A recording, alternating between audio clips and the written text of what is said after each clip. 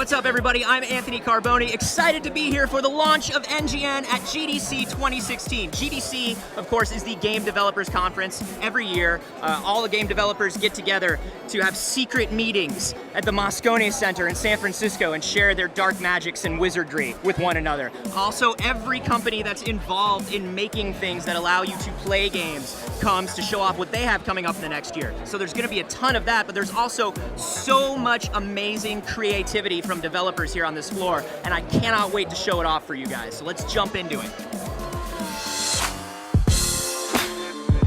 Right here in the middle of the GDC Expo floor is the IGF Pavilion. This is the Independent Games Festival. Every year, a group of judges made up of game developers and people in the industry come together and vote on what the most interesting, amazing, creative, strange, out there, forward-thinking, independent games of the year are.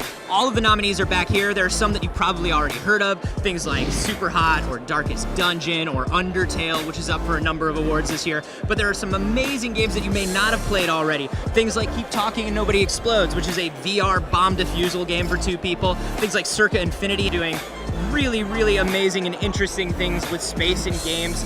So many cool things going on here. The IGF Pavilion is probably my personal favorite part of the show floor.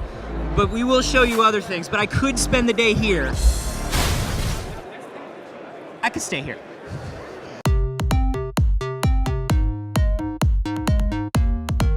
I'm up at the VR lounge now with Jeff Kanata. Hi, buddy. Hey, Anthony Carboni. We normally host a podcast together called We Have Concerns, but when we're not doing that, Jeff is a legitimate technology reporter, man, for CNET. You host Tomorrow Daily. I do, yeah. And you are a big VR guy. I can't wait for VR. VR is all over the place here at GDC. Everything is ramping up right now. Yeah. What have you tried that is absolutely wonderful here at the lab? Oh, so many things. So many things I have tried. I just tried Chronos, which is a legit third-person RPG adventure game, sort of Zelda meets Ico, but in virtual reality. And the fact that it's in virtual reality is a big deal because it's still a third-person camera, but it handles the camera sort of like how Resident Evil, the old Resident Evils used to, with a static camera. So if you walk through a door, it cuts to a new camera angle. Oh, okay. But it's your head.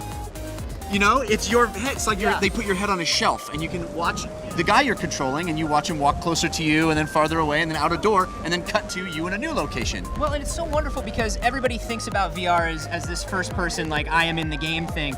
But from a third-person perspective, it's crazy because all of these weird, they were previously stupid reflexes we had. Yeah. You know, when you're, like, trying to see around a wall in a game, and you naturally go, like, yeah. Nothing happens except in VR. And now it does. Now you do get you get new information by leaning around things. And there's so many other games here that have blown me away with the lab. Valve's use of the Portal and Half-Life universe to create a series of mini games. And oh my God, I was giggling because it has that Valve sense of humor. It's completely different than anything you've ever done before. There's another game called Thunderbird, which basically takes Myst or Riven and puts it in a virtual space. So it's a much slower paced game. You're physically manipulating objects, you're solving puzzles. It's amazing. I've done my best to try all the VRs. All of them. I've tried 37 different VRs. It's just a series of headsets being placed on my face. That's what GDC is this year. It's just headset to headset. It's just setting yourself up for a million ear flicks and you don't know where they're coming from, and your hair gets progressively worse throughout the day. It's a terrible, terrible hair. I'm sure there's a rampant lice outbreak somewhere that's happening. I don't know.